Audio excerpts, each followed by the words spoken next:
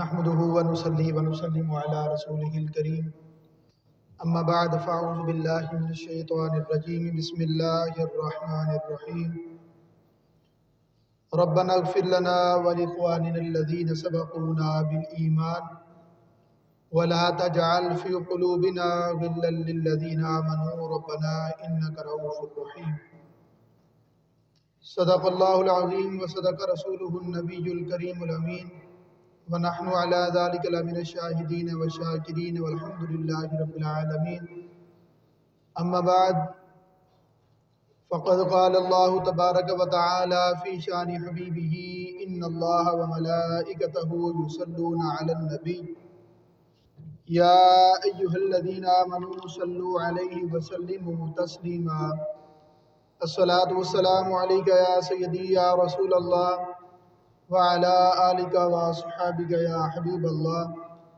الصلاة والسلام عليك يا رحمة للعالمين وعلى آلك وأصحابك يا خاتم النبيين اللهم نور قلوبنا بالقرآن وزين أخلاقنا بالقرآن وأدخلنا الجنة بالقرآن ونجنا من النار بالقرآن يا رسول الله انظر حالنا يا حبيب الله اسمع أقوالنا إنني في بحر مغرق خذ يدي سعيدنا أشكالنا مولاي صل وسلم دائما أبدا على حبيبك خير الخلق كلهم هو الحبيب الذي ترجى شفاعته لكل حول من الأحوال مقتحمين حمد و صلاۃ کے بعد واجب الاحترام ذوی الاحتشام سامعین کرام، آج ایصال ثواب اور اس کی شرعی حیثیت اور اس کے متعلقات بیان کرنے کی کوشش کروں گا۔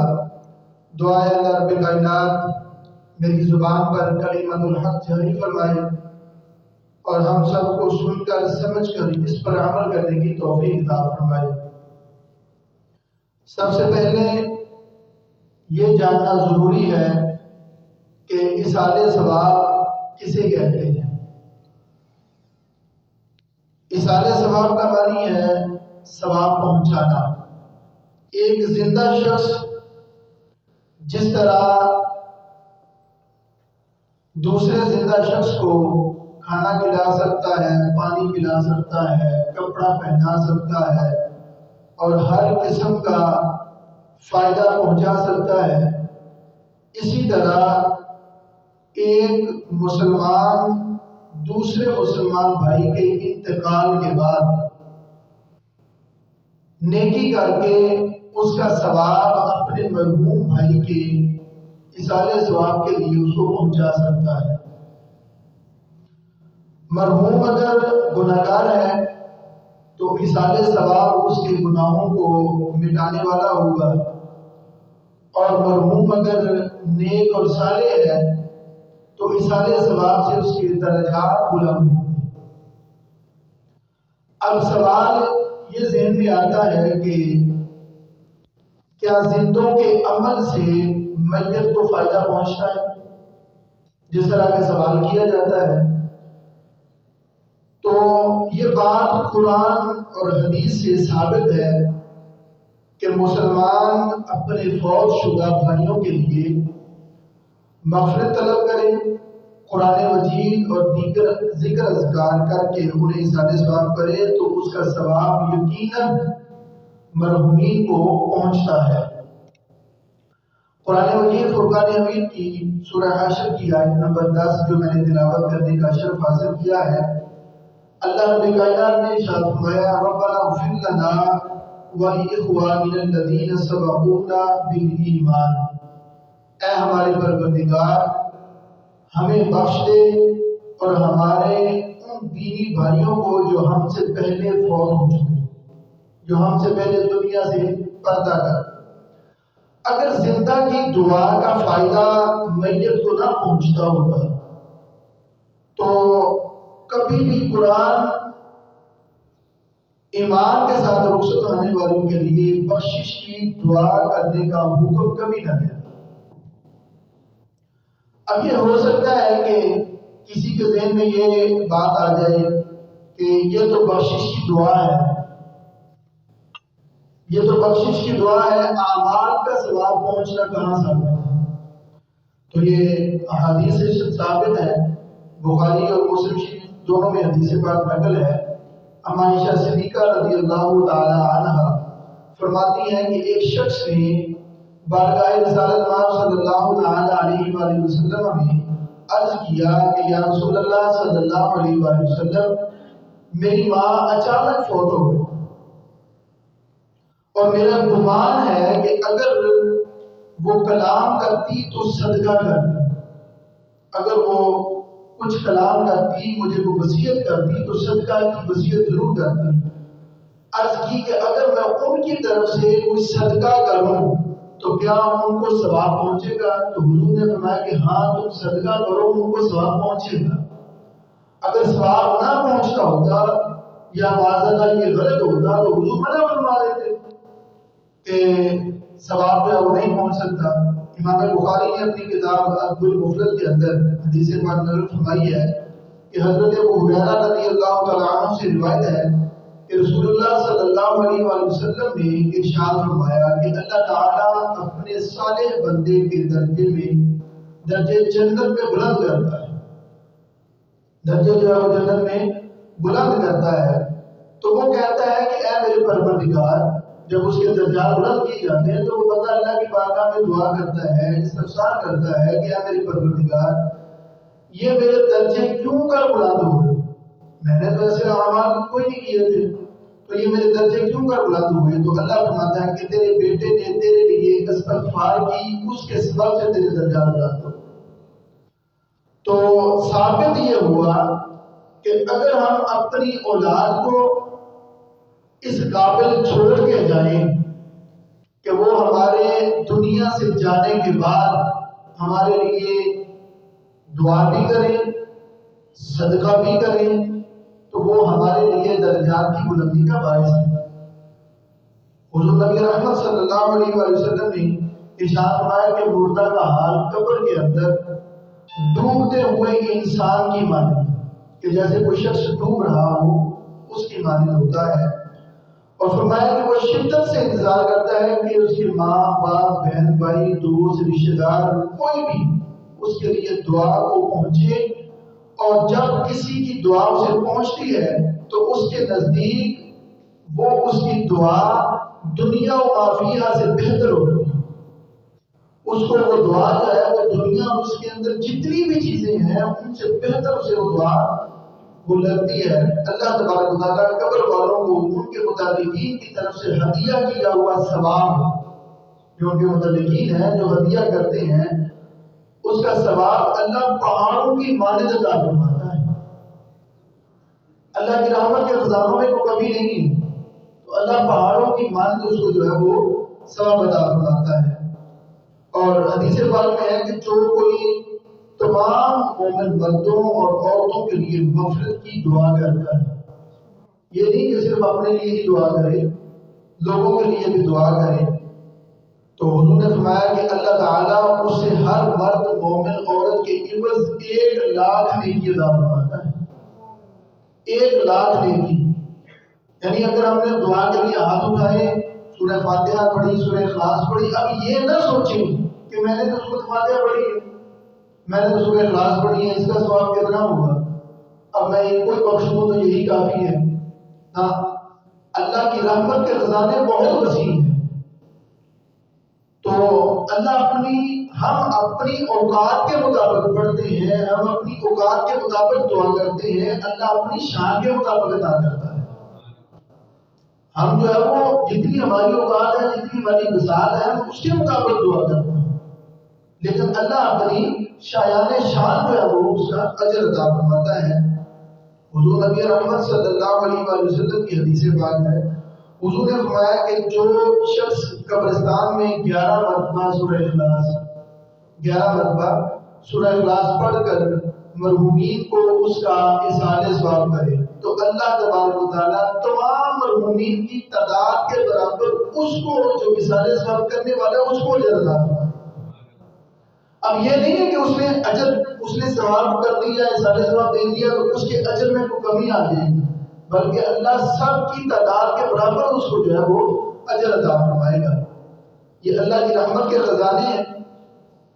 تو اس لیے یہ جو ذہن میں ہمارے خلفشار ہوتی ہے کہ پتہ نہیں دعا قبول ہوتی ہے یا نہیں ہوتی، یہ جو قرآن شریف کا ختم ہم دلواتے ہیں، چلیسوے کا ختم دلواتے ہیں اور پھر سال کا ختم دلواتے ہیں، تو بعض لوگ جو ہے وہ کہتے ہیں کہ جی بس یہ ہوتا نہیں ہے۔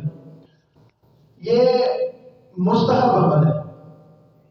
قرآن شریف کا ختم ہمارے علاقے میں دوسرے دن کروا دیتے ہیں، بعض لوگوں میں تیسرے دن بھی کروا دیتے ہیں، بعض لوگوں میں دوسرے دن کروا دیتے ہیں۔ تو یہ ایک لوگوں کو اکٹھا کرنے کا مقصد ہوتا ہے کہ لوگ اکٹھے ہو کے تو اس کے لیے دعا کریں۔ تو اب اس میں اگر کوئی 40ویں دن اکٹھا ہو کے لوگ جمع ہو کے اس کی مغفرت کی دعا کرتے ہیں تو اس میں بھی کوئی بات نہیں ہے۔ اگر کوئی 1 سال کے بعد اس کے لیے دعائیں مغفرت کرتا ہے تو اس میں بھی کوئی بات نہیں ہے۔ اگر کوئی روزانہ کرتا ہے تو اس میں بھی کوئی بات نہیں ہے۔ تو یہ منع نہیں ہے۔ اصال ثواب کہیں بھی کسی بھی طریقے سے کیا جا سکتا ہے۔ اب اس کے لیے یہ بھی شرط نہیں ہے کہ ہم جو ہے وہ بہت بڑا اہتمام کریں گے تو پھر ہی جو ہے وہ اصال ثواب ہوگا۔ اصال ثواب کے لیے بہت بڑا اہتمام کرنے کی ضرورت نہیں ہے۔ جس کی جتنی بساط ہے وہ اس کے مطابق کام کرے۔ یہ نہ ہو کہ وہ باپ کے 40ویں کا ختم دلوانے کے لیے لوگوں سے قرض اٹھائے اور پھر ساری زندگی قرض اتارتا رہے۔ ایسے اصال ثواب کی ضرورت نہیں ہے۔ اس سے بہتر یہ ہے کہ والد اگر دنیا سے چلا گیا ہے، والدہ چلی گئی ہے، تو بیٹا اخلاص کے ساتھ بیٹھ کے اس کے لیے سورہ اخلاص پڑھ کے اس کو فائدہ دے دے، یہی بہت ہے۔ خلیفہ ہارون الرشید جب فوت ہوا نا تو اس کے بیٹے نے اس کا ایک خاص دوست تھا، تو اس کے جب اصال ثواب کے لوگ اکٹھے ہوئے تو اس نے کہا کہ آپ میرے والد کے بڑے خاص دوست ہیں، تو آپ نے میرے والد کے لیے کیا پڑھا ہے؟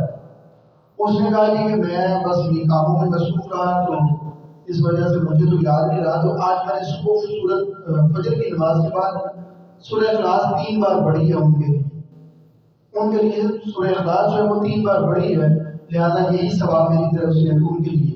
تو اس نے کہا کہ وہ تیرا اتنا اچھا دوست اور لوگ ہزاروں قرآن لے کے آئے ہیں، ہزاروں لوگ سورہ یاسین شریف کا لے کے آئے ہیں، ہزاروں لوگ اتنا کچھ لے کے آئے ہیں اور تم نے صرف سورہ اخلاص پڑھی۔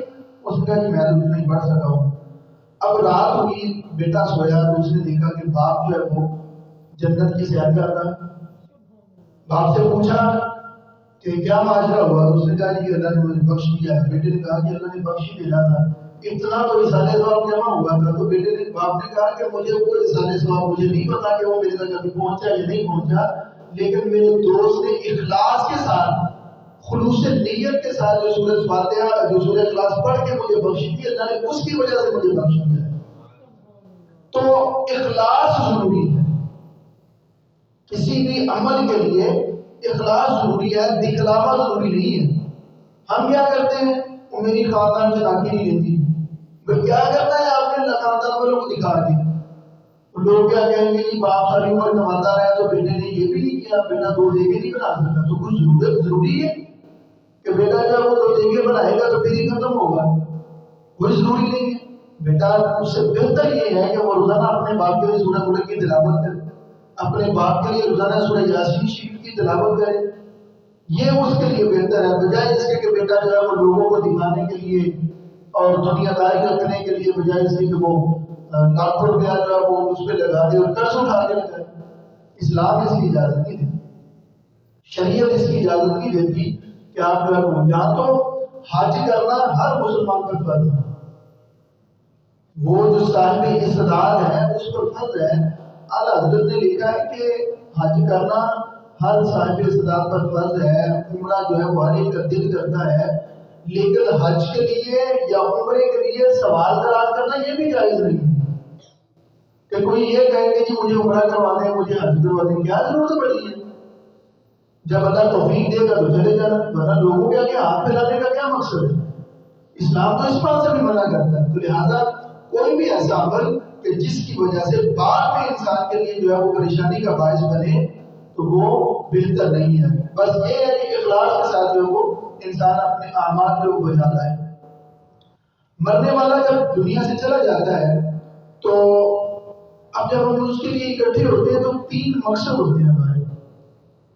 جب اس کے اظہار ثواب کی مجلس میں یا اس کے گھر میں جاتے ہیں تو 3 مقصد ہوتے ہیں۔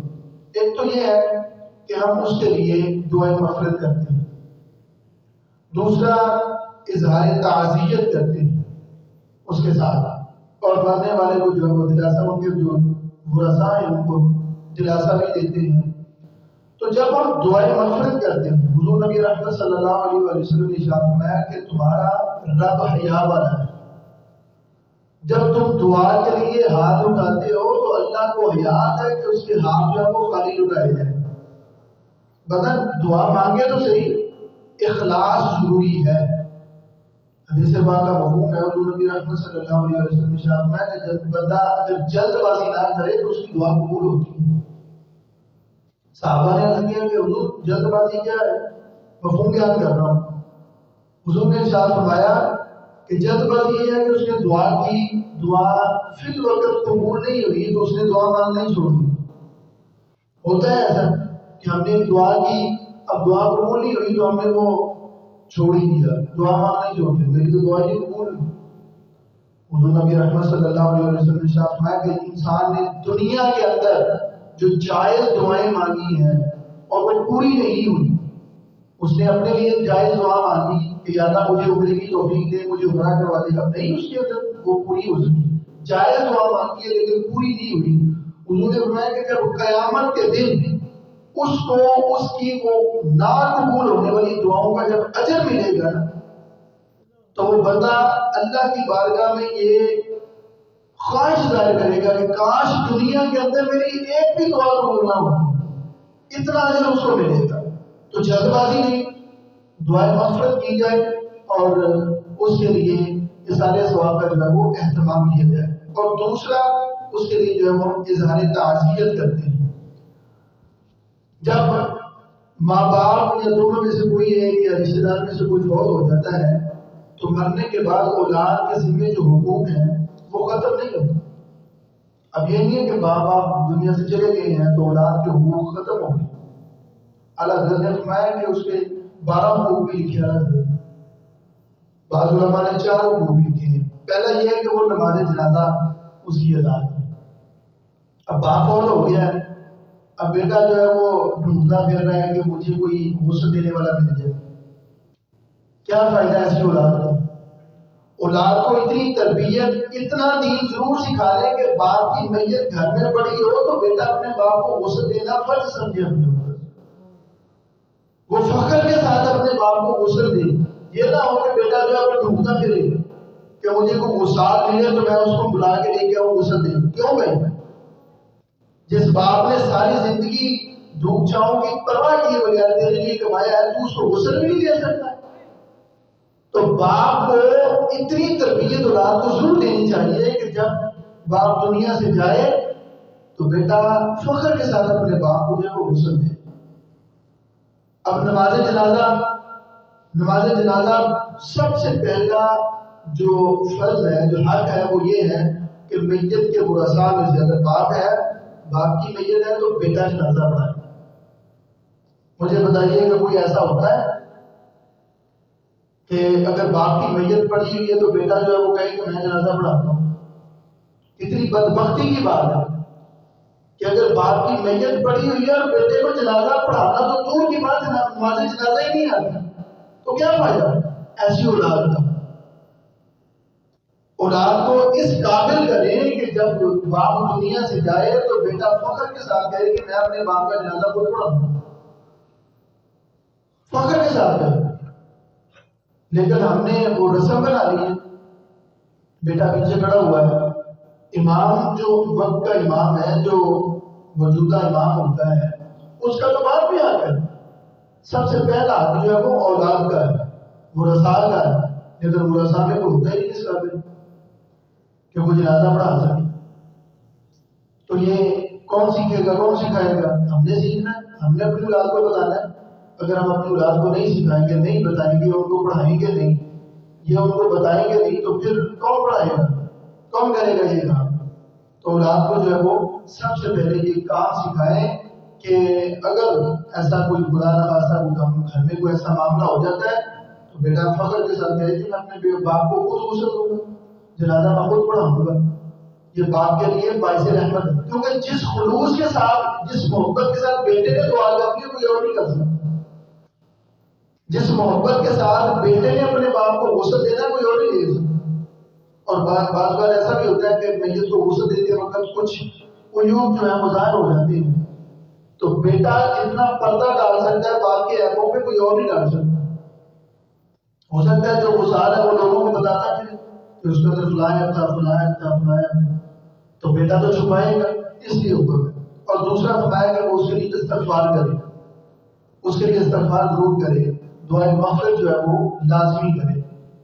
اور تیسرا علماء نے لکھا ہے کہ جو باپ نے وعدے کیے ہیں لوگوں کے ساتھ ان کو پورا کرے۔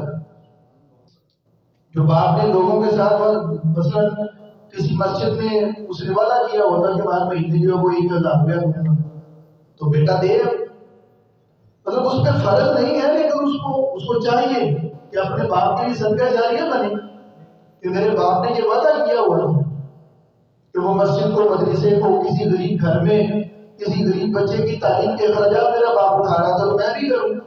تو جو وعدے اس نے اپنے رشتے داروں کے ساتھ کیے، بہنوں کے ساتھ کیے، بھائیوں کے ساتھ کیے کہ میں تمہارے ساتھ تعاون کروں گا، تو وہ اس میں تعاون کرے، بیٹا ان وعدوں کو پورا کرے۔ اور چوتھا فرمایا کہ باپ کے دوستوں کے ساتھ اور ماں کی سہیلیوں کے ساتھ حسن سلوک کرے۔ یہاں باپ کے ساتھ حسن سلوک نہیں ہوتا تو دوستوں کے ساتھ کہاں ہوگا؟ تربیت، جب تک تربیت نہیں کی جائے گی تب تک اولاد جو ہے وہ باپ کے مرنے کے بعد اس کے دوستوں کے ساتھ، ماں کے فوت ہونے کے بعد اس کی سہیلیوں کے ساتھ حسن سلوک نہیں کرے۔ حضور نبی رحمت صلی اللہ علیہ وآلہ وسلم جب بھی کبھی قربانی کرتے یا گھر میں کوئی ایسا کوئی اہتمام کرتے، کوئی جانور ذبح کرتے، تو عائشہ صدیقہ رضی اللہ تعالیٰ عنہ اور حضرت خدیجہ کبریٰ رضی اللہ تعالیٰ عنہ ان کی سہیلیوں کو ڈھونڈ ڈھونڈ کے جو ہے وہ تحائف بھیجا کرتے، ان کی سہیلیوں کے ہاں جو ان کی سہیلیاں تھیں۔ تو یہ اولاد پر بھی فرض ہے کہ وہ اپنی جو باپ کے جو دوست ہیں، اب مجھے یہ بتائیے کہ علماء نے اگر باپ کے دوستوں کا یہ لکھا ہے تو جو باپ کے بھائی ہیں، چاچا یا تایا ہے، اس کے ساتھ دوسرے سلوک نہیں بنتا۔ ساری زندگی جو ہے وہ باپ اپنے بھائیوں کے ساتھ محبت کرتا ہے، باپ کے فوت ہونے کے بعد اولاد جو ہے اپنے چاچے تایا سے جو ہے وہ منہ پھیر لیتی ہے۔ حسن سلوک کا حکم دیا گیا۔ اسی طرح خالہ جو ہے باپ کے فوت ہونے کے بعد علماء نے لکھا کہ چاچا یا تایا جو ہے وہ باپ کی جگہ پہ، اور ماں کے فوت ہونے کے بعد خالہ ماں کی جگہ پہ، خالہ جو ہے ماں کی جگہ پہ، اتنا ہی ادب کیا جائے، اتنا ہی اس کا احترام کیا جائے جتنا ماں کا کرتے ہیں۔ یہ حکم دیا گیا ہے کہ ان کے ساتھ جو ہے وہ حسن سلوک کیا جائے، نماز جنازہ کا طریقہ سیکھا جائے، نماز جنازہ کیسے پڑھنی ہے، کیسے پڑھانی ہے، اس کا طریقہ جو ہے وہ سیکھا جائے۔ اور پھر اس کے بعد اس کے لیے جو ہے وہ دعا کرے، دعائے مغفرت کرے، صدقہ جاریہ بنے۔ حضور نبی رحمت صلی اللہ علیہ وسلم نے ارشاد فرمایا کہ جب بندہ دنیا سے چلا جاتا ہے تو اس کے اعمال کا سلسلہ منقطع ہو جاتا ہے، اس کے اعمال جو ہے وہ ختم ہو گئے، جیسی اس کی روح قبض ہوئی اس کے اعمال جو ہے وہ قبض ہو گئے، ختم ہو گئے۔ لیکن 3 اعمال ایسے ہیں جو اس کو مرنے کے بعد بھی فائدہ دیتے ہیں۔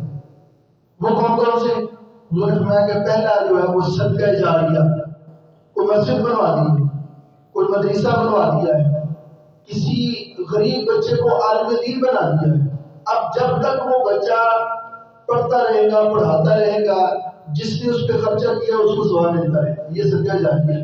کسی چوراہے پہ جو ہے وہ پانی کا اہتمام کروا دیا، نل کا لگوا دیا، کچھ ایسا کریں کہ جہاں جو لوگوں کو فائدہ دے. کسی مسجد میں قرآن رکھوا دیا, مسجد جو ہے وہ مسجد تعمیر ہو رہی ہے تو وہاں پہ تعمیر میں حصہ لیا, یہ صدقہ جاریہ ہے. حضور نے فرمایا کہ صدقہ جاریہ جو ہے وہ انسان کے فوت ہونے کے بعد بھی جو ہے وہ فائدہ دیتا ہے.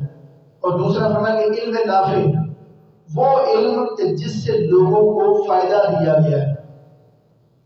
کہ ایک حافظ قرآن ہے, اس نے آگے لوگوں کو حفظ کروایا ہے اور لوگوں کو پڑھایا ہے, ناظرہ پڑھایا ہے, لوگوں کو حفظ کروایا ہے. ایک عالم دین ہے, آگے وہ لوگوں کو علم سکھا رہا ہے. ایک استاد ہے, آگے وہ لوگوں کو جو ہے وہ اپنا علم بانٹ رہا ہے, تقسیم کر رہا ہے. تو یہ اس کے لیے یہ بھی صدقہ جاریہ ہے. جب تک اس کے شاگرد چلتے رہیں گے, پڑھاتے رہیں گے, پڑھتے رہیں گے, اس کے لیے جو ہے وہ صدقہ جاریہ رہے گا. اور تیسرا حضور نے فرمایا کہ نیک اولاد, نیک اولاد اگر انسان پیچھے چھوڑ کے جاتا ہے تو وہ اس کے لیے صدقہ جاریہ ہے. یہ نہ ہو اپنی اولاد کی تربیت اس طریقے سے کریں کہ ایسا نہ ہو کہ باپ کے فوت ہونے کے بعد باپ کی میت گھر میں پڑی اور بیٹے جو ہے وہ اسی وقت وراثت کا رولا ڈال کے بیٹھ گئے کہ یہ میرا ہے, یہ تیرا ہے. اولاد اس طرح کی ہونی چاہیے کہ وہ والد کے فوت ہونے کے بعد, والدہ کے فوت ہونے کے بعد ان کے لیے صدقہ جاریہ بنے. وہ کوشش کریں کہ ہم زیادہ سے زیادہ وہ نیک عمل کریں جس سے ہمارے والدین کو فائدہ ہو. لیکن ہم نے یہاں پہ رواج الٹ بنا لیے, بھائیوں کی بات میں لڑائیاں شروع ہو جاتی ہیں, یہ میرا ہے, یہ تیرا ہے, یہ ابے نے تیرے نام کیا تھا, یہ میرے نام کیا تھا, یہ باتیں شروع ہو جاتی ہیں. تو جب تک اولاد کو ہم دین نہیں سکھائیں گے تب تک جو ہے وہ ان کو ہم اس راستے پہ چلا بھی نہیں سکتے. تو اور تیسرا جو ہے وہ اس کے لیے اظہار تعزیت ہے کہ جب ہم ان کی طرف جاتے ہیں, کسی کا کوئی فوت ہو گیا ہے تو ڈھاس بند جاتے ہیں, جا کے ہم ان کو تسلی دیتے ہیں, کلمات خیر کہتے ہیں. اور یہ یاد رکھیں کہ یہ صرف مسلمان کے لیے, مسلمان کے لیے ہے. اگر کوئی غیر مسلم پڑوسی محلے دار فوت ہو جاتا ہے تو تعزیت صرف اتنی کہہ سکتے ہیں کہ افسوس ہوا ہے, بس. اس سے زیادہ ہم کلمات خیر نہیں کہہ سکتے. یہ نہیں کہہ سکتے کہ اللہ اس کی بخشش فرمائے, اللہ اس کی مغفرت فرمائے. بعض علماء نے لکھا ہے کہ اگر کسی کو اس کے کفر کا پتہ تھا کہ وہ عیسائی ہے, کافر تھا, یا کسی اور مذہب سے تعلق رکھنے والا تھا, اور اس نے اس کے کفر کو جانتے ہوئے بھی اس کے لیے بخشش کی دعا کی, تو وہ بھی کافر ہو جائے گا, وہ بھی کافر ہو جائے گا. اس لیے صرف یہ حق جو ہے وہ صرف مومنین کا ہے, کیونکہ گھر میں جائیں, تعزیت کریں, دعا کریں, اور موت کو ہمیشہ یاد رکھیں. جب ہم تعزیت کرنے کے لیے جاتے ہیں تو اس کا مطلب یہ ہے کہ ہم وہاں پہ جو فوت ہونے والا ہے اس کے گھر میں جا کے ہم تعزیت کرنے کے ساتھ ساتھ موت کو بھی یاد رکھیں. حضرت عمر فاروق رضی اللہ تعالیٰ عنہ آپ مسند خلافت پر براجمان تھے کہ ایک فقیر آیا, اس نے دور سے آواز لگائی, اس نے کہا یا عمر لا تنس موتک, اے عمر اپنی موت کو نہ بھولنا.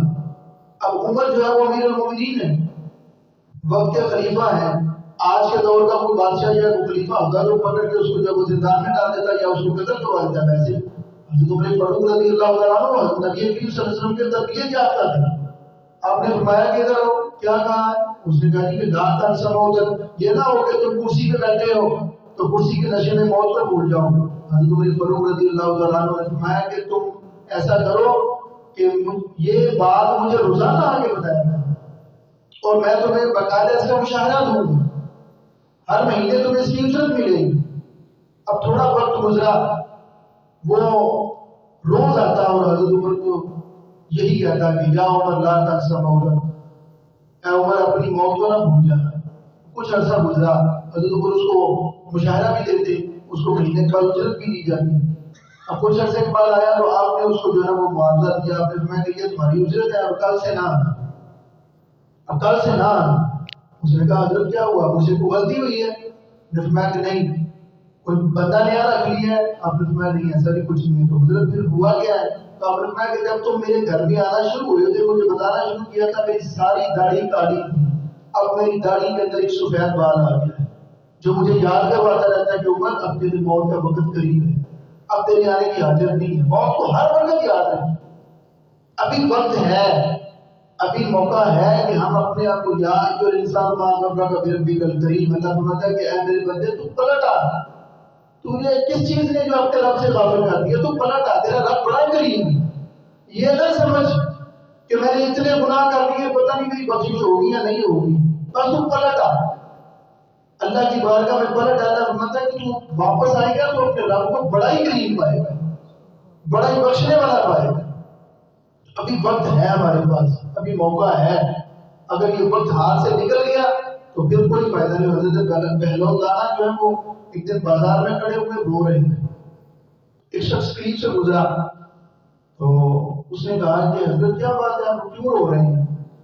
تو آپ نے فرمایا کہ میں چاہتا ہوں کہ یہ جو بندے اللہ کی یاد سے غافل ہیں، اپنے اپنے کاروبار میں گم ہیں، مگن ہیں، ان کو کسی چیز کی پرواہ نہیں ہے، ان کی اور اللہ کی ناراضگی ہوئی، تو میں چاہتا ہوں کہ ان کی صلح کروا دو، ان کی اللہ سے صلح کروا دو.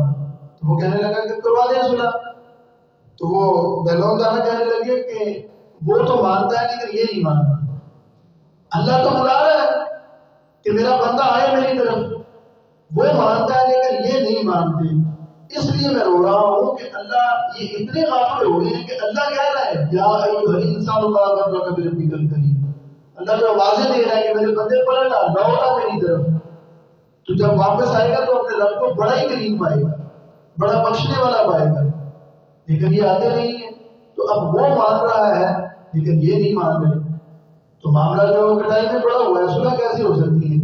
وہ بزرگ چلے گئے. اب کچھ عرصہ گزرا، کچھ عرصہ گزرنے کے بعد انہوں نے دیکھا کہ وہی بہلول دانا جو ہے وہ قبرستان کے اندر کھڑے ہو رہے ہیں.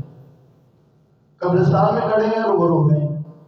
وہ بزرگ قریب سے گزرے تو انہوں نے کہا کہ بابا جی آپ بھی عجیب ہیں، بازاروں میں بھی روتے ہیں، قبرستان میں بھی روتے ہیں. اس دن آپ بازار میں رو رہے تھے، آج آپ قبرستان میں رو رہے ہیں، آج رونے کی کیا وجہ ہے؟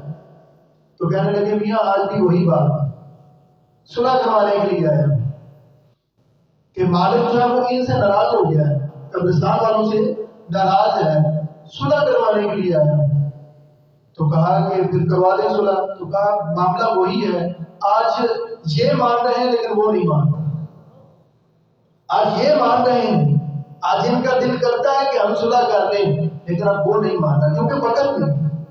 اب ہم نے موت کا ذائقہ چکھ لیا ہے، ابھی وقت ہے ہمارے پاس، ابھی موقع ہے ہمارے پاس کہ ہم اپنے رب کو راضی کر لیں. تو اللہ نے ہمیں یہ موقع دیا ہے، کوشش کریں کہ 5 وقت کی نماز کی کوشش کریں، قرآن پاک کی تلاوت کی کوشش کریں، جتنا ہو سکتا ہے موت کو یاد رکھیں. جتنا ہم موت کو زیادہ یاد کریں گے ہمارا رب سے رشتہ جو ہے وہ اتنا ہی مضبوط ہوگا. جتنا ہم موت کو بھول کے بیٹھ جائیں گے اتنے زیادہ گناہوں میں ملوث ہو جائیں گے. جب ہمارا اس بات پہ یقین ہوگا کہ میرا رب مجھے دیکھ رہا ہے اور میں نے ان قریب اللہ کی بارگاہ میں حاضر ہونا ہے، میں نے جا کے جواب دینا ہے، میں نے اپنے سارے اعمال کا جواب دینا ہے، تو پھر بندے کا اپنے رب سے رشتہ کبھی کمزور نہیں ہو سکتا. لیکن اگر بندہ یہ بھول کے بیٹھ جائے کہ میں نے ابھی تو بڑا وقت پڑا، کسی سے کہا جائے گا کہ داڑھی رکھ لو، مجھے بڑا ٹائم ملا میں رکھ لا، میں نے یہ کو ہوگا نہ رکھ لا. کس کو پتا ہے کہ وقت ملے گا یا نہیں ملے گا؟ آگاہ اپنی موت سے کوئی بشر نہیں، سامان 100 برس کا پل کی خبر ہے. ہم نے تو بڑے بڑے منصوبے بنا کے رکھے. ماں سے کہا کہ دیکھنے ماں بھی کہتی ہے میرا پتر نہیں ہوئے گا تو دعا دو. کسی کے پاس تو گارنٹی ہے کہ نیک ہونے تک یہ زندہ رہے گا؟ ہو سکتا ہے کہ وہ داڑھی رکھے تو نیک ہو جائے. نماز پڑھنے کے لیے کہتے ہیں ابھی بڑا وقت پڑا ہے کیونکہ پڑھ نہیں کی نمازیں، ساری زندگی پڑھی ہے نمازیں پڑھنے کے لیے. کون سا سرٹیفکیٹ ہے تیرے پاس کہ جس کی بنا میں تو یہ کہہ رہا ہے کہ ابھی وقت بڑا ہوا ہے؟ کوئی وقت نہیں ہے. زندگی، بزرگ فرماتے ہیں کہ زندگی اس سانس کا نام ہے جو ہم لے رہے ہیں. جو سانس گزر چکا یا جو آنے والا ہے وہ زندگی نہیں. جو گزر چکا وہ تو گزر گیا، آنے والے کا پتہ نہیں آئے گا بھی نہیں آئے گا. اس لیے ابھی وقت ہے، موقع ہے، ہم اپنے اللہ کو راضی کر لیں، موت کو یاد کریں. موت کو یاد کریں گے تو اللہ سے ہمارا رشتہ مضبوط ہو جائے گا.